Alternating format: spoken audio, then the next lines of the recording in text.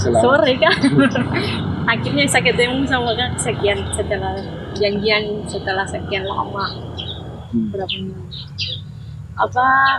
Kak Finis salah satu Bapak rohani juga di Besat, di Nabire. Aku pengen mengetahui sih awal Kak Finis yang dulu sampai sekarang, sampai bisa sukses sampai sekarang pasti ada masalah-masalah dan akhirnya berhasil juga sekarang. Ingin tahu Kak Finis itu keluarganya bagaimana sih? Apa nama Kak Finis itu? Kok nama Kak Finis kan bisa nama lain? Kenapa nama Kak Finis? Nama Finis itu ya karena saya anak terakhir, anak bungsu.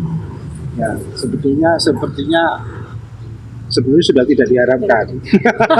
Kenapa demikian? bukan tidak diharapkan, tidak masuk dalam program. Jadi awalnya papa mama saya itu sudah memutuskan punya anak terakhir namanya Vina.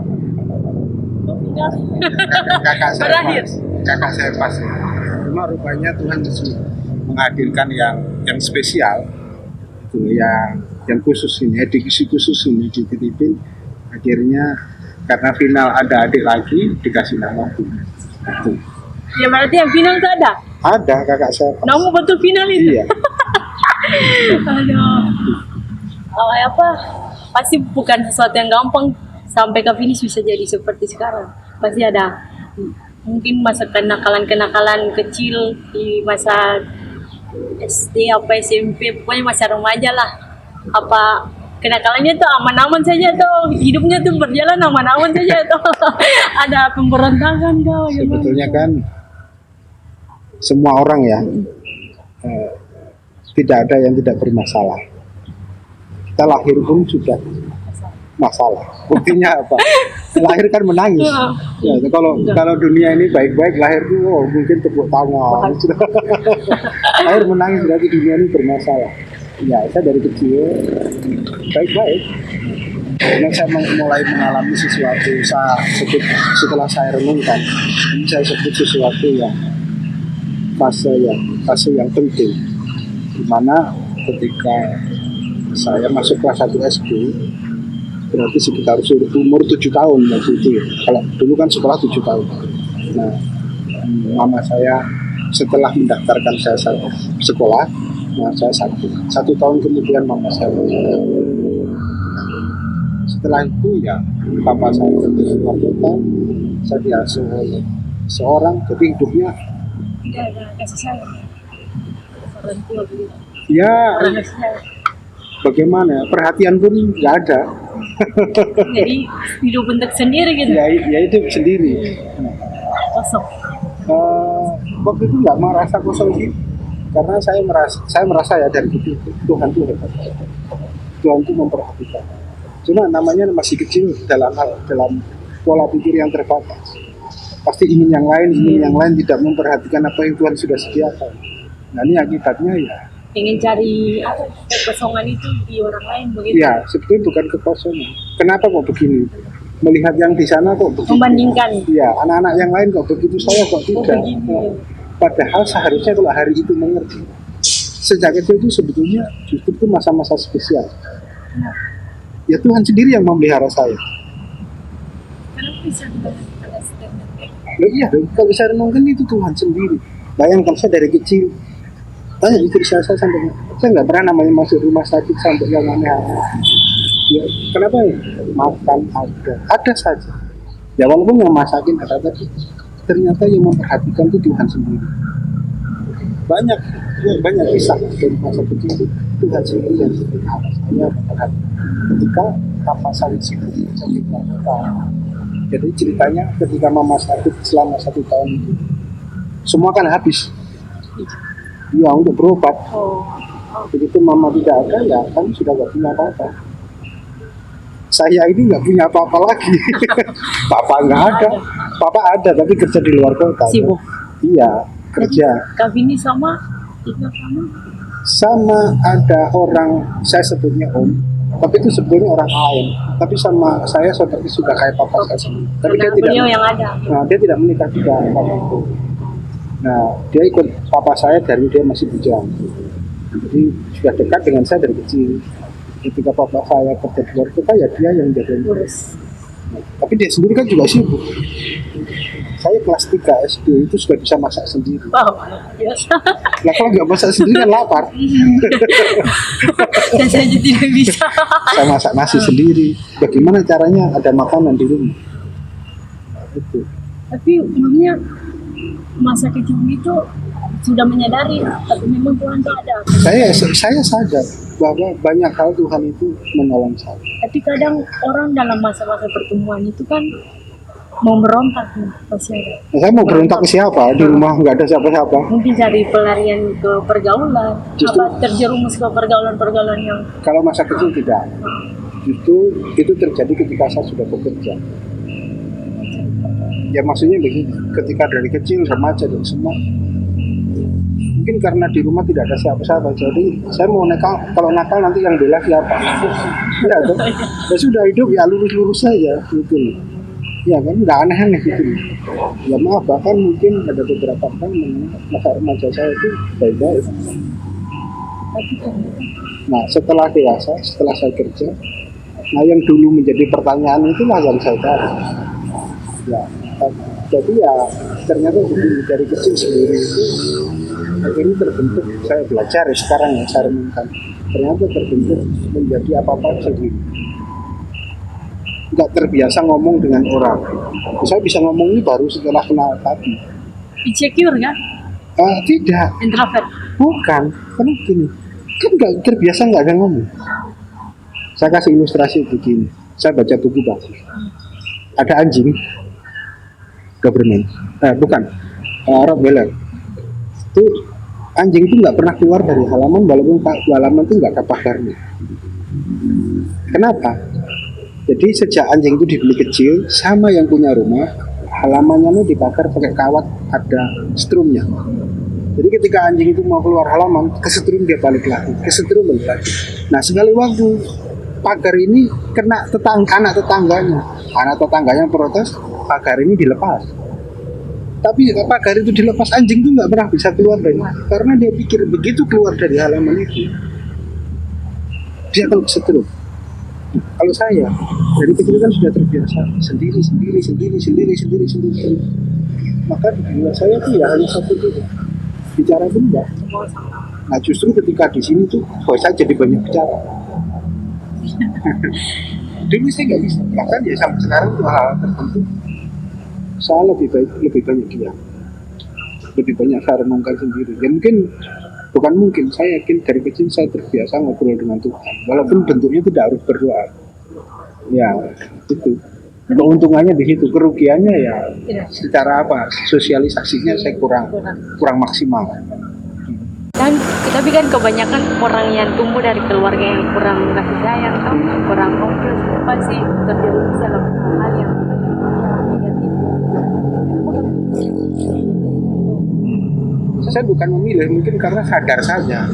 Kalau saya nakal, contohnya kalau ditangkap polisi, siapa yang bela saya? Mungkin itu saja. Jadi saya lebih banyak menahan diri. Nah, cuma ketika saya sudah kerja, sudah punya uang, sudah bisa tinggal sendiri, nah itu kan beda. Ya, akhirnya ya jalannya beda. Gitu. Dalam hal apa sih Bapak? Oh ya, contoh lah. Perlu nggak diceritakan? Singkat saja Kak. Ya, intinya begini. Ketika mulai kenal dunia kerja, itu bayangin umur 21.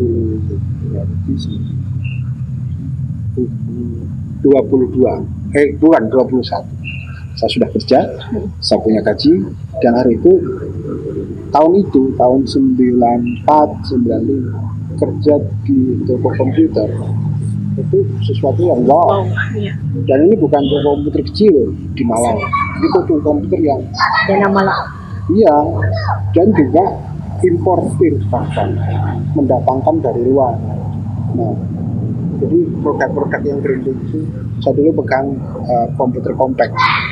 Nah, klien saya ya banyak perusahaan dari perusahaan asing di Malang, salah satu yang dekat itu Swiss Contact.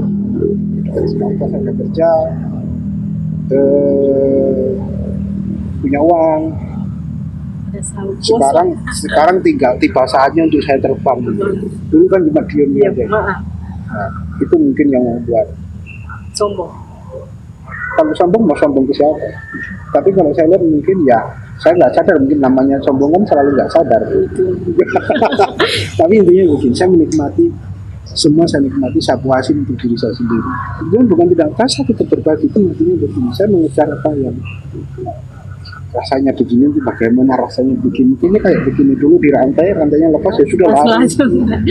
Saya tinggal lepas langsung. Jadi saya dulu punya salah satu aja tuh, saya sampai punya member diskotik di seluruh Indonesia. Oh, Artinya kalau pegang kartu itu masuk tinggal masuk gratis saja.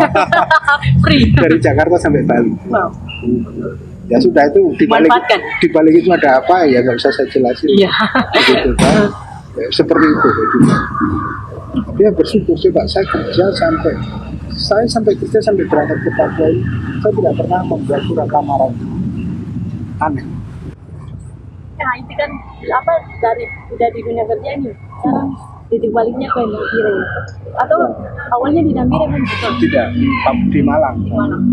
Jadi ini, saya mulai kerja itu 93. Awalnya kerja itu begini. Saya dulu ikut kakak saya di Malang, itu kakak saya ini kerja kontraktor, bangun gedung salah satu yang banyak itu di Universitas Brawijaya Malang. Nah, tapi namanya kerja kontraktor itu kalau lagi ada proyek itu kerja sampai pagi. Tapi kalau lagi nggak ada pekerjaan, nggak ada proyek, ya 3 bulan, berapa bulan tuh nggak kerja. Nah itu saya gunakan untuk kursus komputer. Waktu saya daftar kursus, kelasnya nunggu kalau ada 6 orang baru jalan, kan terlalu lama. Ya sudah, saya karena punya uang kan, sudah ikut privat saja. Jadi saya ambil 3 paket, habisnya 3 bulan. Tapi bisa saya selesaikan dalam waktu 1 bulan. Nah, itu pun dalam 1 bulan memuaskan. Gurunya sampai kewalahan. Jadi itu namanya privat, sudah bayar. Saya bisa ikut kelas kursus itu sampai jam 3 pagi. Terserah saya. Nanti kalau gurunya protes mau apa yang ngajar ini, ya saya ajak keluar makan nasi goreng atau apa, balik belajar lagi. 1 bulan itu 4. Dulu ada namanya DOS, apa WS, Lotus, The Base. Nah ini 4 ini. Semua ada. Iya, itu DOS itu dasar komputer. Kalau WS itu sekarang kayak Microsoft Office. Kalau Lotus itu Excel. Nah, di sini pemrograman database. Semua di Dalam waktu 1 bulan habis. Dan hasilnya maksimal. Bukan itu saja. Tempat kursus saya ini kan jualan komputer. Saya belajar merakit komputer dan semuanya. Karena saya akrab. Saya cepat akrab. Jadi tipe orangnya pengen belajar, mau belajar. Iya, Segala asal ada kesempatan saya gunakan. Nah, terus dari situ kan 1 bulan sudah selesai nih. Kan saya masih punya waktu 2 bulan. Saya kan bayar 3 bulan. Iya. Yang 2 bulan ini saya pakai belajar semua alat di situ apa saya izinkan. Bisa langsung diserap 1 kali. Iya, jadi kalau itu kan awalnya kursus hanya software saja. Akhirnya saya belajar hardware, ngerakit komputer, ada teknisi saya ikut, ada pameran saya ikut angkat-angkat. Disikat habis semua. Pokoknya belajar saya. Sampai sekali waktu sudah 3 bulan mau keluar, yang bagian administrasi untuk menyerahkan, dulu kan ada sertifikat. Itu dibilang sertifikatnya tidak ada di saya, tapi ada di bos. Terus saya bingung, ini saya kursus di sini kan harusnya ambil di tempat administrasi, tapi disuruh ambil di bos. Saya menghadap ke bos, nah, sama Pak Nugroho namanya, dibilang saya kemana-mana, kamu kerja aja di sini. Jadi saya kerja ini tidak pakai lamaran, ya langsung kerja. Jadi kerja luar biasa, sudah dalam 1 bulan, 6 bulan prestasi bagus. So, waktu itu ditempatkan di nada pemasaran. Jadi memang diajari sama Pak Nugroho itu, orang Surabaya, tapi kerjanya punya toko di mana, berkembang. Dan itu saya menikmati sekali. Kerja di komputer menikmati sekali, karena selalu ada yang tahu. yang menikmati kedua, saya jadi kenal bos-bos di perusahaan di Malang. Mantap. Iya kan, kenalannya di bos-bos. Nah, kenalannya manajer. Nah, dari sinilah ya manajer-manajer itu mulai ngajak dunia malam. Tahu lah dunia malam gimana. Maksudnya kan, ayo cari hiburan, ayo kan zaman dulu belum ada internet. Ya habis kerja malam kemana? Pertama makan-makan dulu. Ayo kita karaoke. Iya. Ayo kita ke diskotik. Gitu. Kecanduan. Ya, bukan kecanduan, pikirnya kebiasaan. Ya gitu, apa ya? Kenapa ya? Ketika saya, ternyata lebih sesuatu yang baru, yang seru lah. Coba-coba. Tapi saya bersyukur, saya nggak pernah mencoba namanya narko. Saya merokok pun gitu. Ya kalau minum ya, Wajar. ya karena itu berbahaya. Cuma yang minum terbatas waktu di diskotik tertentu. Saya tidak pernah di rumah atau di luar. Apa karena dari sekian banyak yang Tuhan kasih berkat kepintaran semua, ya hari itu ada rasa bersyukur. Justru masalahnya di sini. Begini, kan tadi saya bilang saya dari kecil itu Tuhan sendiri yang membela saya. Saya tahunya setelah sekarang ini. Mungkin karena semuanya mudah ya, kerja nggak usah ngelamar. Ya kerja itu nggak usah ngelamar loh Pak. Masuk terus langsung Kerja. ya kerja tempatnya keren dan fasilitasi. Dulu ada namanya, belum HP itu ada namanya pager. Pager itu pesan kayak SMS begitu, cuma dibaca saja. Itu orang kalau pakai itu sudah keren.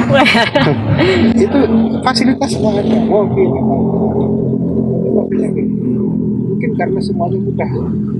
Jadi tidak terasa susah itu. Ya sudah. Dinikmati jalan saja, habis. Nah, itu saya terus saya sempat kerja di dua tempat dengan Pak Nugroho ini juga bikin advertising. Advertising bukan berkembang cukup punya nama, optimal advertising. Ya, Pak ini akan hal besar. Klien saya di perumahan-perumahan besar di Malang. Kalau bentuk keperluan untuk promosi itu saya beberapa rata-rata perumahan mulai dari billboard dulu billboard itu belum print pakai air gas, terus semuanya kan sampai ke periklanan televisi dan semua. Nah itu karena begitu mudahnya ya, bisa sampai kerja di komputer, kerja di aplikasi sampai sekarang istilahnya mungkin karena mudah nggak kenal. Ya sudah di jalan sih. Kalau tadi ditanya bersyukur, sebetulnya bukan tidak bersyukur, tapi karena nggak tahu bahwa ini sulit, ya sudah dijalani saja. Nah, terus tahun 94 internet pertama masuk Indonesia, Indonet. Tahun 95 teman buka Indonet di Malang. Salah satu teman yang dulu sama-sama kerja di toko komputer, saya tertarik. Saya berusaha untuk menangani marketingnya. Itu luar biasa. Wah, di internet lebih luar biasa. Semuanya baru. Orang belum tahu, saya bisa belajar sampai puas.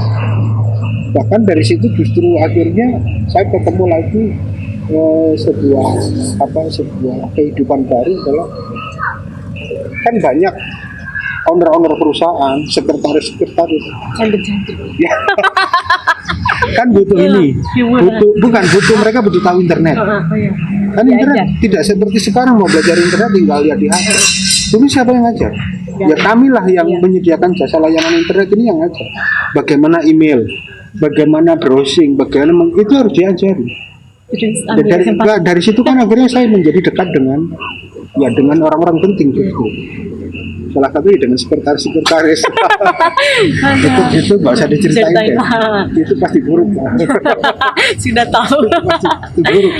Nah, tapi artinya begini, ada dua sisi. Ada bos yang memang hidupnya begitu, namanya punya uang. Segalanya mudah. Cara hidupnya berantakan, saya ikuti aja. Tapi ada juga bos yang cinta Tuhan. Nah, salah satu yang menyelamatkan ini bos yang cinta Tuhan. Namanya Pak Andi Asikin, dia sudah almarhum, sudah meninggal. Tapi ketika dia belajar, dia menangani ekspor ke luar negeri. Dia ada di 47 negara. Bayarnya itu ada di 47 negara.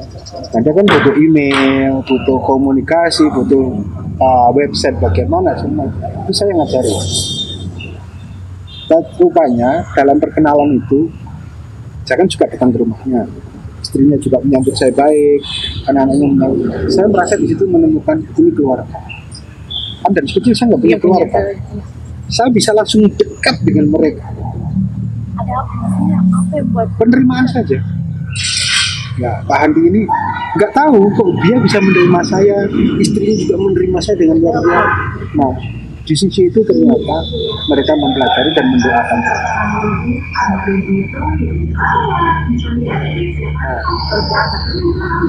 jadi dari keluarga Pak Handi Asikin inilah saya mulai kembali dikenalkan ke gereja, diajak persekutuan. Saya waktu itu dijemput untuk ikut retreat, dan dari situ dipulihkan? Dan prosesnya kalau dipulihkan sih, maksudnya mereka hanya membawa saya kepada lingkungan yang membangun diri saya. Mereka mengeluarkan saya dari kebiasaan-kebiasaan yang tadi itu saja, ya, yang diskotik lah dan wanita-wanita itu lah. Ya, pokoknya dan turunannya yang ada di dalam situ. Akhirnya saya mulai menemukan oh ya, Tuhan itu memperhatikan saya. Akhirnya nggak tahu kenapa saya jadi suka berdoa. Itu berapa bulan baru akhirnya suka berdoa?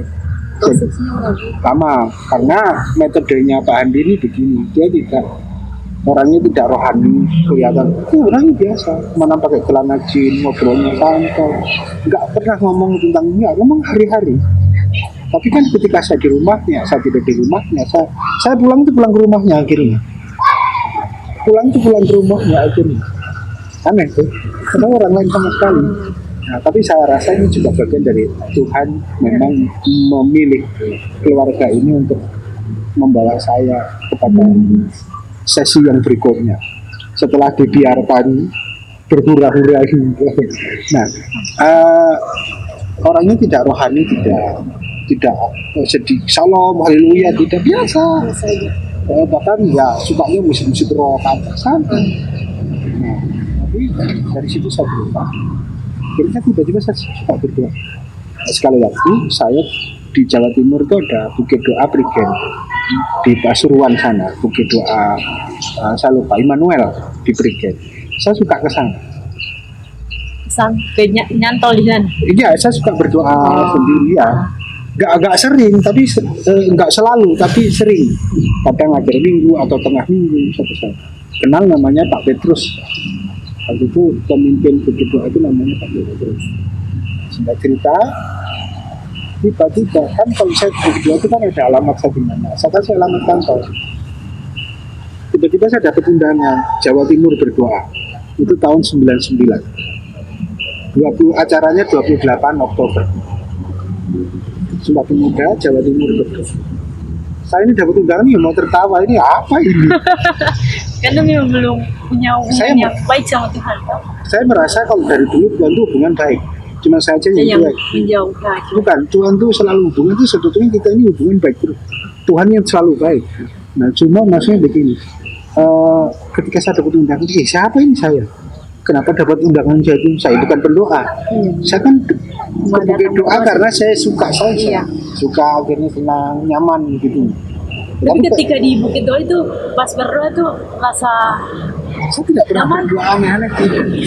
Saya hanya cuma menikmati apa ya, bisa mengerti tentang Tuhan itu bagaimana ya. Saya tidak sesuatu yang rohani, berdoa untuk apa tidak. Saya bahkan tidak pernah mau berdoa untuk kebutuhan saya.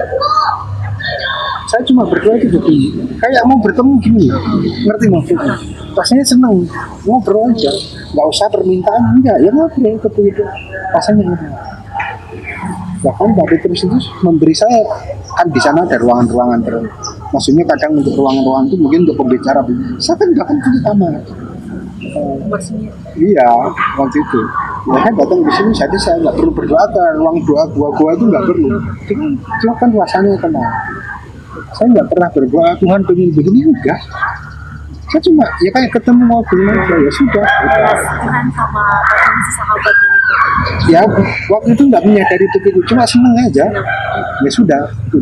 Nah itu akhirnya dapat kembali undangan itu. Karena dapat undangan ya saya hadir lah. Tidak mau. Rasanya nanti ya, saya nggak ngerti undangan ini untuk apa, tapi saya datang. Pembicaranya hari itu ada 4 sesi. Bicara pertama kedua bagus, cuma nggak ada kliknya. Wah, kok banyak luar biasa. Ureanya tuh dalam-dalam. Tapi sesi terakhir ini pendeta ini kecil, gak meyakinkan lah. Bukan tampang pendeta. Ya mungkin ya tampangnya ada lah, tapi maksudnya nggak meyakinkan. Karena sebelumnya pendeta pakai jas, pakai dasi. Kalau ini tidak. Saya nggak. Dia pakai jaket, Ya. tapi jaketnya nggak dikunci kan dingin toh. Saya pakai batik. Saya sudah mau pulang karena di sesi terakhir. Tapi ketika saya mau pulang, tunggu ah. Tapi kalimat pembuka pertama ini membuat saya celik. Luar biasa ini, saya tidak mau pulang. Jadi dibilang mungkin ini nggak enak didengar. Intinya begini, gereja sudah keluar dari apa yang Tuhan mau. Ini menarik ini, karena sebetulnya dari kecil saya melihat itu. Saya sebetulnya tidak mendapat sesuatu dari gereja itu yang klik. Buat saya gereja itu terlalu terpisah dari kehidupan hari-hari. Saya merasa kesulitan di situ. Kenapa dulu ketika remaja, setelah lepas remaja saya nggak tertarik ke gereja. Saya merasa gereja itu kayak terpisah dari kehidupan sehari-hari. Harusnya gereja itu ya hidupan sehari-hari itulah gereja, harusnya gitu. Tapi saya nggak mengerti kan, saya nggak belajar teologi. Kenapa sih kayak ada Tembok. nggak nyambung gitu. Iya. Harusnya yang di gereja itu hari-hari itu ya Dihidupi. harusnya kehidupan di gereja itu dan kehidupan hari-hari ya Sama, gereja. ya. Tapi saya nggak dapat. Tapi ketika pendeta satu ini ngomong, wah, saya tunggu apa ini kok dibilang Lanjut lagi. apa? Gereja sudah keluar dari apa yang digariskan Tuhan. Saya ini apa ini satu? Wow, dari situ. Ini kalau saya suruh mengulangi, saya hafal dengan ayat-ayatnya. Tapi kan nggak mungkin itu 40 menit lebih. Sedikit saja. Intinya aja. hari itu satu. Ini gereja yang sebenarnya, yang Tuhan mau menunjukkan saya begini. Ada 2 gereja. Gereja yang selama ini saya lihat dan gereja yang di Alkitab itu beda. Gereja yang saya lihat itu yang sehari-hari, yang saya kenal sebelum saya mengikuti pengajaran orang ini. Ya, gereja yang saya lihat sehari-hari ini, operating sistemnya kalau di komputer itu sistemnya itu ke organisasi. Padahal gereja yang dimau Tuhan, Alkitab. Orang ini bisa menunjukkan dua-duanya ini, dan contohnya itu bukan siapa-siapa, dirinya sendiri. Dia menghidupi gereja yang sebagai gereja yang dinantikan menjadi solusi. Ada orang bermasalah diterima.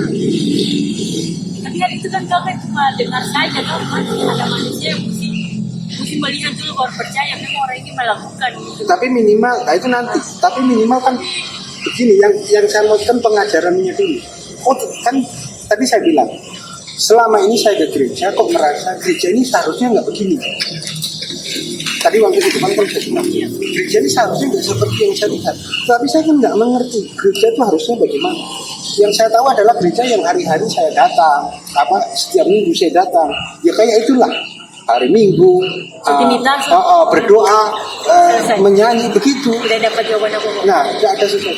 Tetapi orang ini hadir mengajarkan sebuah gereja yang tidak seperti gereja yang adalah ketika ada orang bermasalah, diambil alih masalahnya. Bukan diterima lagi. Saya bilang dievakuasi dengan segala resikonya. Dan dia tidak pakai syarat. Walaupun pertama contoh kan dia baru ngomong, tapi minimal kan oh ternyata gereja yang sesuai Alkitab itu begini, menjadi jalan keluar, menjadi tempat pelarian orang berdosa. Dan itu harus real, nggak hanya khotbah bertobatlah, tidak, tapi betul-betul menampung orang. Contoh nih, kan di gereja yang saya lihat sebelum saya mengikuti pelajaran, kalau kita berdosa datang ke gereja enak, pelacur contohnya, Pasti cerita. Jadi umum. atau orang yang sudah di dalam gereja tiba-tiba tetangga dia koruptor, pasti jadi bulan-bulanan. Padahal gereja yang sebenarnya tidak seperti itu. Justru ketika tahu ada orang berdosa malah diraih, dilindungi, diamankan. Walaupun ini baru cerita, tapi kan saya tertarik loh orang ini. Tapi kan dia menceritakan apa yang dikerjakan. Saya kan jadi tertarik, saya ingin membuktikan. Akhirnya. Nah, singkat cerita, acara itu selesai, di akhir khotbahnya orang ini bilang, nanti ada 3 orang maju ke depan. Begitu dia bilang begitu, saya langsung merasa kedinginan. Dari session pertama saya duduk di tempat itu. Tapi kenapa begitu dia bilang begitu, orang ini bilang, saya kedinginan. Saya ingin maju, tapi pikiran saya kan masih main. Saya ini siapa maju ke depan? Ini acara Jawa Timur berdoa. Saya ini bukan pendoa. Saya ini bukan pendoa. Saya ini orang bekerja biasa hari-hari. Akhirnya ada 1 orang berdoa ke depan, saya semakin menggigil, saya semakin terdorong ke depan. Entah kenapa tiba-tiba saya maju ke depan. Dan saya berdoa yang kedua. Rupanya ketika saya berdoa, orang ini Tuhan bicara, tangkap anak ini yang maju ke depan ini. Cuma dia kan gak lihat saya, karena ketika Tuhan bilang tangkap anak ini, saya kan menghadap ke audien. Dia kan mimbarnya ada di belakang saya. Dia nggak lihat saya, dia cuma ngapalin kerah kaos saya. Saya pakai kerahnya ini warna biru gelap. Setelah saya berdoa kan masih ada 1 orang berdoa. Dia kan nggak ada kesempatan untuk ketemu saya lagi. Dia cuma berdoa sama Tuhan begini. Kalau anak tadi ini bagian saya, dia pasti kembali. Nah, singkat cerita acara ini selesai, saya ini ingin balik menemui dia untuk berterima kasih. Berterima kasih karena apa? Wah, hari ini saya ditunjukkan gereja yang seharusnya itu yang seperti ini. Gereja yang memberi jalan keluar, gereja yang memberi makan, gereja yang berani dirugikan, gereja yang wah nggak ada untungnya lah. Faktanya dalam hari-hari kan gereja kan bukan mengambil, hanya untung saja. Tidak mau. Ya iyalah, simpulkan sendiri lah. Faktanya kan gereja mengambil untung saja. Ngajar dibayar, khotbah dibayar, kurang ajar. Jangan emosi. Dia tidak dia tidak beli yang dikhotbahkan, tapi harus yang dengar harus bayar. Ini contoh saja. Sorry. Jadi singkat cerita, ketika saya ke depan, saya berterima kasih. Orang ini bilang, kamu tadi yang berdoa ya? Saya lihat ini kerah baju ini. Cuma itu kan antri orang banyak yang mau salaman. Saya kasih kartu nama. Pak, dia baca kartu nama saya. Kamu kerja di internet? Oh ya, waduh. Kebetulan Bapak lagi cari orang yang mengerti internet mau dibawa ke Papua. Dalam hati saya, kamu mau gaji saya berapa? Pendeta baru. Kan imut saya, pendeta itu selalu maunya gratis dong. Pelayanan lah. Oh, pesan. Bukan saya kerja di advertising nih contoh. Ada mau ada KKR, pesan spanduk atau banner. Ini untuk gereja dikasih harga murah ya, coba kurang ajar nggak? Ya seharusnya gereja itu malah kasih, kalau harga 10.000 dia bayar 20.000, harusnya kan begitu. Jadi ketika Bapak ini bilang nanti ikut saya, image saya, mencari untung saya nggak akan ke Papua lah. Masih Image saya pendeta itu cuma cari untung saja.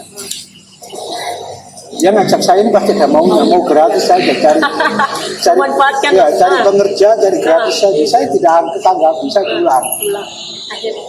Besoknya pagi-pagi itu masih setengah 6 atau jam 5.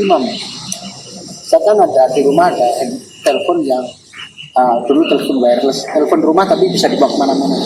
Saya masih tidur, telepon itu saya terima, langsung selamat pagi, ini saya Daniel. Akhirnya Orangnya ini, saya Daniel siapa? Yang ketemu kamu kemarin, kan saya kemarin lupa nggak tanya nama saya. Saya lupa waktu salaman itu karena orang di belakang banyak, ya sudah saya lama lupa namanya. Yo, yang ketemu kemarin di acara Jawa Timur. Oh ya Pak. Coba dia sampaikan dulu. Kamu dari kecil begini. Kena mental. Dia tahu dari mana ini orang ini. Orang ini tahu dari mana. Saya cuma bisa diam. Saya yakin dia itu Tuhan. Cuma saya tidak yakin dia pendeta itu yang ngomong pendeta ini saya tidak yakin. Saya masih di Antara diarah bahwa saya tuh timid saya pendeta tuh. Nah ini salah satu cara untuk menjerat saya. Ya, supaya saya tertarik sama dia ini. Ya kan? Emosi lah. Dia kasih bom, wah dia nebak saya begini. Tapi saya pikir kok dia tahu semua. Hari itu belum ada handphone. Hari itu masih telepon rumah. Dia setiap hari telepon saya. Tanya kabar. Merasa terganggu tidak? Terganggu sih tidak sih, maksudnya, tapi tidak saya tanggapi.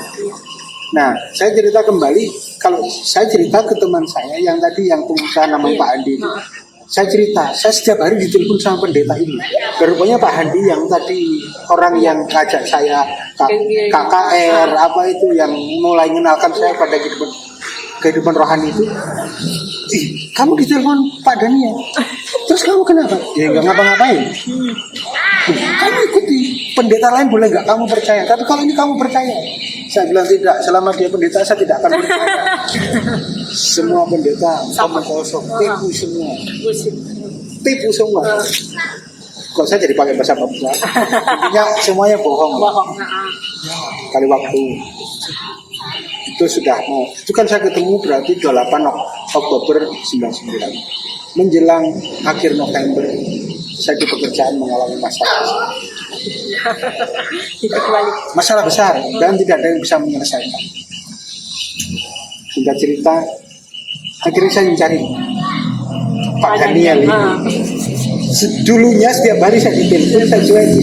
Mungkin dia bosan, dia nggak telepon. Akhirnya Ketika saya bermasalah, saya tiba-tiba ingat. Saya telepon lagi kan sudah punya nomor teleponnya dia. Ketika telepon saya catat. Di Surabaya itu gereja Mawar Saron ada 2 nomor handphonenya. Terus di rumahnya di Surabaya ada berapa? Yang saya ingat satu di Nabire sini. 22282 0984 222. Saya ingat, saya hafal. Saya telepon ke Nabire, tidak ada ke Surabaya, tidak ada ke semua nomor, bahkan ke Jakarta. Saya nggak tahu di Jakarta itu rumah siapa, ada beberapa. Saya hubungi nggak ada. Padahal ini masalah saya sudah berat ini. Nah, sudah saya putus asa. Saya ingat itu hari Sabtu. Saya lagi nonton di situ, tiba-tiba telepon keponakan saya. Om ada telepon. Pak Daniel ini. akhirnya Kalimat pertama yang diucapkan apa? Nah, waktu itu saya sudah panggil papi. Nah, papi minta maaf. Seharusnya papi telepon kamu itu 12 hari yang lalu. Ketika dia bilang begitu, saya hitung mundur. Pas di mana saya ada masalah. Dia ada di Jerman. Ternyata saya telepon di seluruh Indonesia, dia ada di Jerman. Dia cerita begini, singkat cerita dia memberi pertolongan. Nah, ini bukti pertama yang dia khotbahkan tanggal 28 Oktober itu, bahwa dia kalau ada orang bermasalah dia mengevakuasi. Itu bukti pertama saya. Akhirnya limit saya tentang pendeta itu begitu. Ternyata masih ada pendeta yang baik. berkurang semua kan? Ya, turun lah 80%. Masih 80%. Ya benar-benar buat saya melekat pendeta dulu itu bullshit omong kosong. Ini dia ambil tindakan, dia melakukan sesuatu dan akhirnya saya ketemu lagi Desember, terus Januari ketemu lagi di Januari, di akhir Desember saya ketemu lagi. Setelah itu kan saya di follow up terus, telepon terus cerita terus. Dari situ ketemu sebelum ke Papua itu ketemu awal Januari tanggal tanggal 4 ada acara di Prigen di Bukit Dua Prigen Indonesia itu kan. Saya sudah panggil Papi ini melayani retreatnya gereja Alpha Omega Semarang. Itu retreat anak muda, ada retreat umum. Jadi saya ikut 2 hari. Hari terakhir Papi bilang begini, kamu mau ke Papua? Saya ingat waktu ketemu Pertama kali. anak yang saya bilang saya mau. Dalam pikiran saya bingung, kan saya masih punya uang dari pekerjaan kan saya masih pegang ATM waktu itu Bank BCA. Saya berangkat ke Papua. Kalau di sana nanti saya nggak perasan, saya bisa pulang, saya punya uang. Ya sudah, kapan berangkatnya? Besok. Secepat itu. Acara tanggal 4, tanggal 5, tanggal 6, tanggal 7 harus Berangkat. Saya balik ke Malang, saya cuma bilang ke kakak saya di Malang, ya sudah saya berangkat. Saya berangkat ke Surabaya, saya naik kapal dengan namanya Bu Eri, di kapal 1 minggu, dan itu penderitaan luar biasa. Tapi ketika sampai Manokwari, di perjalanan itu Ibu Eri ini kan sudah lama di sini, ikut Papi. Ibu Eri ini cerita kalau Papi ini pendeta yang sudah keliling dunia lah, melayani luar biasa. Akhirnya itu dalam perjalanan sampai Manokwari, saya kan dari Surabaya ke Nadirin, sampai Manokwari Papi naik. Begitu naik, tidur di ekonomi, tidur Kayak saja. orang biasa. Kan berarti berbalik arah dengan yang diceritakan Bu Eri tadi. Dia sudah di Jerman, di Amerika, di mana-mana. Dia kok enak saja gitu. Harusnya mindsetnya Ya harusnya di kelas lah. Iya. Itu di sebelah saya. Padahal saya dari Surabaya tidur tuh beli kain Bali yang dikapal itu sealasi sampai berapa. Saya kan paling harus tempat tidur harus bersih, kamar mandi harus bersih. Tapi Bapak tidak. Dia tidur saja dengan batiknya, dengan langsung tidur. Yang kedua yang memukul saya, dia makan di ompreng itu, dia antri bawaannya Orang biasa. kayak penumpang yang lain, kayak manusia. Ya masyarakat biasa lah. Jadi dia makan dan hebat, makan dari ompreng itu, ikannya itu sangat bersih. Dari situ Pak Finis belajar. Ini sudah terakhir Manokwari terus Nabire kan? Iya. Sudah terakhir sudah gak ada. Itu kan dalam perjalanan Manokwari Nabire. Lihat tapi makan itu saya. Ya. Itu sudah mulai dari 80% turun lah jadi 40%. Masih ada curiga. Curiga lagi. Loh, kan saya nggak percaya hanya khotbah saja. Kan saya dengar khotbahnya baru berapa kali. Bisa kira turun 40 tidak. Ya itu lihat dia makan apa itu dari 80 turun dari 40 lah. Sisanya Masih curiga. Singkat cerita di sini saya mulai tahu, mulai menyusut. Sekali waktu di Manokwari, saya diajak ke Manokwari. Dengan pelayanan Papua ke Manokwari, saya diajak ke pedalaman Manokwari, saya lihat cara hidupnya dan semuanya mulai berubah, mulai pandangan saya tentang gereja yang dia khotbahkan yang 28 Oktober 99 itu ternyata benar. Orang seperti apapun dipeluk, dan dia nggak takut untuk. Nah, ya benar itu yang dia khotbahkan 28 Oktober itu. Dari situ saya percaya. akhirnya ikut sampai sekarang. Ya ikut. Akhirnya saya memulihkan saya. Ketika saya tinggal di Pak Ibu, saya tidak diwajibkan apapun, hanya diterima. Ini salah satu yang penting harus gereja lakukan. Dan itu saya praktekkan memulihkan banyak orang juga. Orang itu cukup diterima saja. Enggak usah diajari Tuhan itu bagaimana, ayat ini bagaimana berdoa. Enggak usah, diterima saja. Penerimaan itu sudah lebih dari semua. Penerimaan, arti dari penerimaan. Arti penerimaan itu arti penerimaan itu adalah buat saya yaitu pribadi Tuhan. Tuhan itu menerima. Dan hebatnya, kalau kita nempel sama Tuhan dalam keadaan berdosa, Tuhan tidak berdosa. Kan kalau di agama-agama secara umum, kalau mau ketemu Tuhan itu kan harus suci. Tuhan ini enggak. Apapun keadaan kita nempel di Dia. Mau kita busuk, mau kita dosanya satu tumpuk, nggak langsung, kita lah yang berubah. Walaupun ya namanya manusia nggak bisa berubah langsung masih. Sampai hari ini saya harus belajar proses. dari situlah kita berfungsi. Akhirnya dari semua kita tulis apa yang membuat kita tulis kita akhirnya mau apa mengerti panggilan kita tulis di sini gitu. Kalau dibilang mengerti, belum sepenuhnya mengerti karena saya masih bandel. Masih ingin itu, ingin ini. Nah itu loh, belum sepenuhnya sih saya menyerah artinya begini.